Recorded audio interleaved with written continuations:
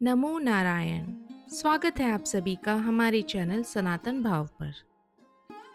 क्या आपके जीवन में बाधाएं आ रही हैं? क्या आपको मेहनत के बाद भी सफलता नहीं मिल रही है? शास्त्रों के अनुसार एक ऐसी एकादशी है जिसका व्रत स्वयं मर्यादा पुरुषोत्तम भगवान श्री राम ने लंका पर विजय पाने के लिए किया था। जी हाँ, हम बात कर रहे हैं विजया एकादशी की। आज के इस वीडियो में हम जानेंगे विजया एकादशी क्यों की जाती है, इसकी सरल पूजा विधि क्या है और वो पौराणिक कथा जिसने श्री राम को विजय दिलाई। वीडियो को अंत तक जरूर देखें क्योंकि हम इसके पारण का समय भी जानेंगे। चलिए शुरू करते हैं। जैसा कि नाम से ही स्पष्ट है, यह एकादशी विजय दिलाने वाली है। पद्म पुराण के अनुसार यदि कोई व्यक्ति भयंकर संकटों से घिरा हो या शत्रुओं से परेशान हो, तो विजय एकादशी का व्रत उसके सभी मार्ग प्रशस्त कर देता है। यह व्रत न केवल इस लोक में सफलता देता है, बल्कि परलोक में भी मोक्ष की प्राप्ति कराता है। आइए जानते हैं इस व्रत की पूजा विधि। विजय एकादशी की पूजा विशेष तरीके से की जाती है। इस दिन एक वेदी बनाकर उस पर सप्तधान अर्थात 7 अनाज रखें और उस पर सोने, चांदी, तांबे या मिट्टी का कलश स्थापित करें। कलश के ऊपर भगवान विष्णु की मूर्ति या तस्वीर रखें। भगवान को पीले फल, फूल और नैवेद्य अर्पित करें। धूप दीप जलाकर उनकी आरती करें। पूजा के दौरान इस मंत्र का निरंतर मानसिक जाप करें। ओम नमो भगवते वासुदेवाय। एकादशी की रात को सोना नहीं चाहिए, बल्कि भजन कीर्तन करते हुए जागरण करना चाहिए। चलिए सुनते हैं विजय एकादशी की पौराणिक व्रत कथा। धर्मराज युधिष्ठिर बोले, हे जनार्दन, फाल्गुन मास के कृष्ण पक्ष की एकादशी का क्या नाम है तथा इसकी विधि क्या है? कृपया करके आप मुझे बताइए। भगवान बोले, हे राजन, फागुन मास के कृष्ण पक्ष की एकादशी का नाम विजय एकादशी है। इसके व्रत के प्रभाव से मनुष्य को विजय प्राप्त होती है। यह सब व्रतों में उत्तम व्रत है। इस विजय एकादशी के महात्म्य के श्रवण व पठन से समस्त पाप नष्ट हो जाते हैं। एक समय देवर्षि नारद जी ने जगत पिता ब्रह्मा जी से कहा, महाराज, आप मुझसे फागुन मास के कृष्ण पक्ष की एकादशी व्रत का विधान कहिए। ब्रह्मा जी कहने लगे, हे नारद, विजया एकादशी का व्रत पुराने तथा नए पापों को नाश करने वाला है। यह विजया एकादशी की विधि मैंने आज तक किसी से नहीं कही। यह समस्त मनुष्यों को विजय प्रदान करती है।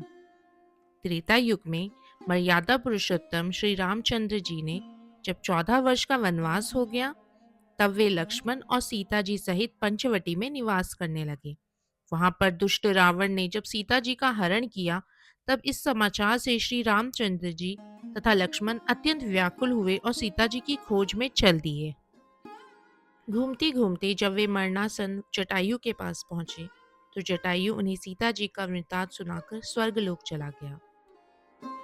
कुछ आगे जाकर उनकी सुग्रीव से मित्रता हुई और बाली का वध किया। हनुमान जी ने लंका में जाकर सीता जी का पता लगाया और उनसे श्री रामचंद्र और सुग्रीव की मित्रता का वर्णन किया। वहां से लौटकर हनुमान जी ने भगवान राम के पास आकर सब समाचार कहे। श्री रामचंद्र जी ने वानर सेना सहित लंका को प्रस्थान किया। जब श्री रामचंद्र जी समुद्र के किनारे पहुंचे, तब उन्होंने मगरमच्छ आदि से युक्त उस अगाध समुद्र को देखकर लक्ष्मण जी से कहा, इस समुद्र को हम कैसे पार करेंगे? श्री लक्ष्मण जी ने कहा, हे पुराण पुरुषोत्तम, आप आदि पुरुष हैं, सब कुछ जानते हैं। यहाँ से आधा योजन दूर पर कुमारी द्वीप में वग्दालभ्य नाम के मुनि रहते हैं। उन्होंने अनेक भ्रम देखे हैं। आप उनके पास जाकर इसका उपाय पूछिए। लक्ष्मण जी के इस प्रकार वचन सुनकर श्री रामचंद्र जी वग्दालभ्य ऋषि के पास पहुंचे और उनको प्रणाम करके बैठ गए। मुनि ने श्री रामचंद्र जी से पूछा, हे राम, आपका आना कैसे हुआ? रामचंद्र जी कहने लगे, हे ऋषि, मैं अपनी सेना सहित आया हूँ और राक्षसों को जीतने के लिए लंका जा रहा हूँ। आप कृपया करके समुद्र पार करने का कोई उपाय बतलाइए। मैं इसी कारण आपके पास आया हूँ।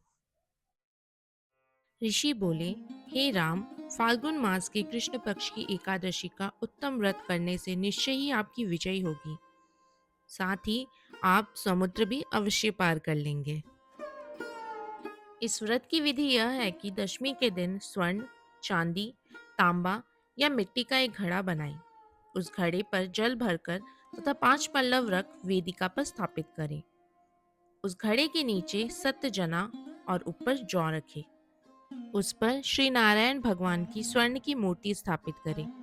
एकादशी के दिन स्नानादि से निर्वृत्त होकर धूप, दीप, नैवेद्य, नारियल आदि से भगवान की पूजा करें। तत्पश्चात घड़ी के सामने बैठकर दिन व्यतीत करें और रात्रि को भी उसी प्रकार बैठे रहें और जागरण करें। द्वादशी के दिन नित्य नियम से निर्वृत्त होकर उस घड़े को ब्राह्मण को दे दें। हे राम, यदि तुम इस व्रत को सेनापतियों के सहित करोगे तो तुम्हारी विजय अवश्य होगी। श्री रामचंद्र जी ने ऋषि के कथा अनुसार इस व्रत को किया और इसके प्रभाव से दैत्यों पर विजय पाई। अतः हे राजन, जो कोई मनुष्य विधि पूर्वक इस व्रत को करेगा, दोनों लोकों में उसकी विजय अवश्य होगी। श्री ब्रह्मा जी ने नारद जी से कहा था, हे पुत्र, जो कोई इस व्रत के महात्म्य को पढ़ता या सुनता है, उसको वाजपेयी यज्ञ का फल प्राप्त होता है। व्रत का पूर्ण फल तभी मिलता है जब पारण सही समय पर हो। विजया एकादशी का पारण अगले दिन यानी द्वादशी को सूर्योदय के बाद करना चाहिए। पारण से पहले किसी ब्राह्मण को भोजन कराएं या सामर्थ्य अनुसार दान दक्षिणा दें। याद रखें, एकादशी के दिन चावल खाना वर्जित है, लेकिन पारण के समय आप सात्विक भोजन ग्रहण कर सकते हैं। भक्तों, यह थी विजया एकादशी की वह दिव्य कथा जिसने मर्यादा पुरुषोत्तम श्री राम को भी कठिन परिस्थितियों में विजय दिलाई।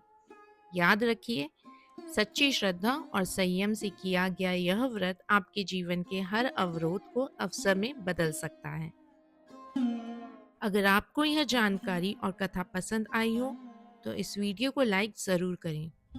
आपकी एक लाइक से हमें और भी भक्तिमय कंटेंट बनाने की प्रेरणा मिलती है। विजय एकादशी की तरह हमारे चैनल पर प्रदोष व्रत, संकट चतुर्थी व्रत और अन्य महत्वपूर्ण एकादशी व्रत कथाएं उपलब्ध हैं। पुण्य लाभ के लिए उन्हें भी अवश्य सुनें। महादेव के भक्तों के लिए एक और विशेष सूचना है। हमारी शिव पुराण सीरीज चैनल पर चल रही है, जिसमें हम शिव के अद्भुत स्वरूपों और उनके रहस्यों को विस्तार से चर्चा करते हैं। यदि आपने अब तक यह एपिसोड नहीं देखे हैं तो सनातन भाव की प्लेलिस्ट में जाकर इन्हें जरूर देखें।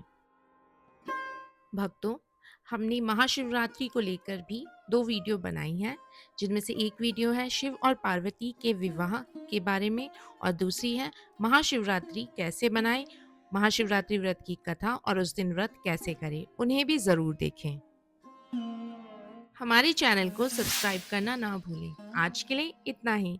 कमेंट बॉक्स में जय श्री राम, हर हर महादेव, जय विष्णु लिखना ना भूलें। स्वस्थ रहें, सुखी रहें, भक्ति मार्ग से जुड़े रहें। नमो नारायण, जय सनातन।